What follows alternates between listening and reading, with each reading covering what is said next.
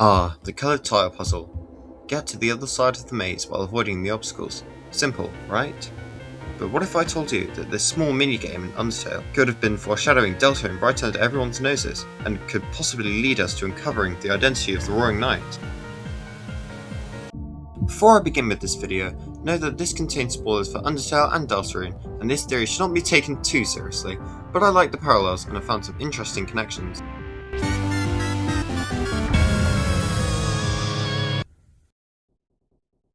In the Snowdin area of Undertale, the player is introduced to the multicolour tile puzzle, a minigame with complicated rules that is finally played when the player reaches Hotland and Metaton forces the player to complete his maze in about 60 seconds. Although it's played off as a joke, there may be more than what lies on the surface to these simple squares. After all, colour is used importantly for effect in both games, and I hope to use this to prove that there is a link between the tiles and a group of characters, that there is a connection between their appearances and behaviours, and I can use this pattern of parallels between both games to predict the identity of the Roaring Knight. In Deltarune, one group of 7 colourful characters that comes to mind are Asgul's flowers. If we match up the colours of each coloured tile and the flower of the same colour, there are some connections, but oddly, some mismatches. There are no red or pink flowers, so surely this connection is garbage, right? Except, maybe these can still relate to the flowers. In the optional cafe break with Pink, we learn that the other flowers accept her into the group as an honorary flower, so maybe she could link to the pink tiles. But what about the red tiles? Who do we know who this is red that this could link to? This may be a bit of a stretch, but I think that this is likely talking about Aqua, due to her being the only flower to have a secondary colour through the ribbon she wears, which is red.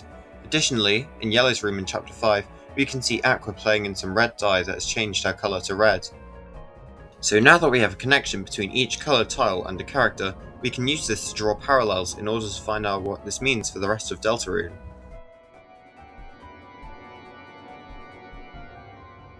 First, we have blue tiles. These are safe to walk over, but when yellow tiles come close, they cannot be crossed. Huh, isn't this similar to the character of blue?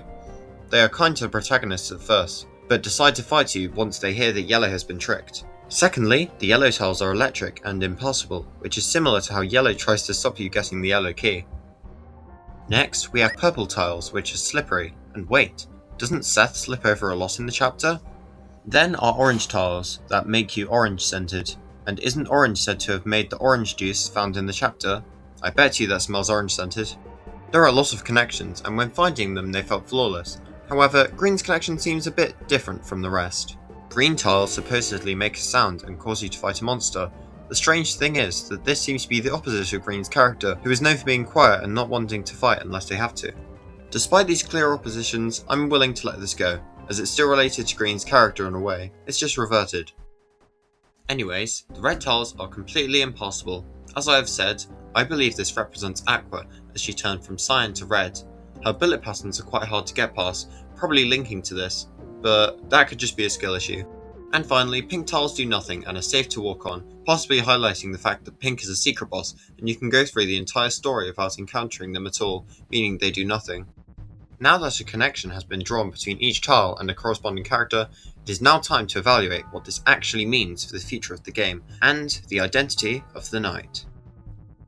Undertale and Deltarune have a lot of reused ideas, from characters to gameplay to jokes.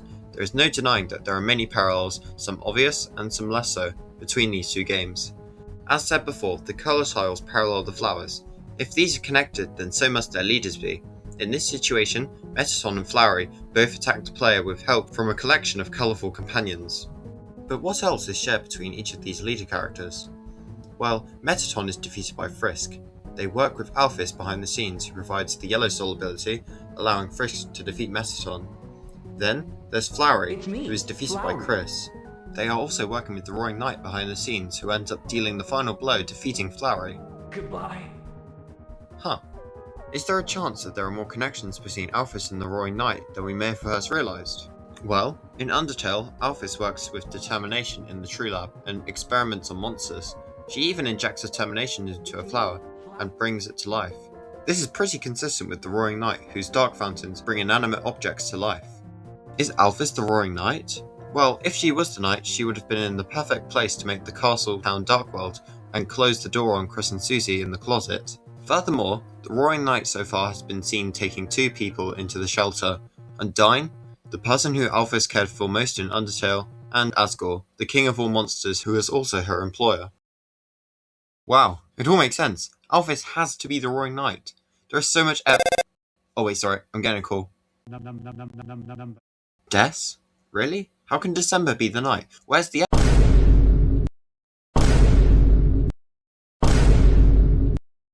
Well, I may be wrong, and Alphys may not be the knight, but only time can tell.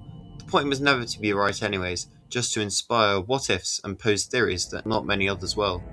Want to see more crazy ideas? See if this video here interests you. And with that, we have reached the end of the video. I do hope you enjoyed, so goodbye.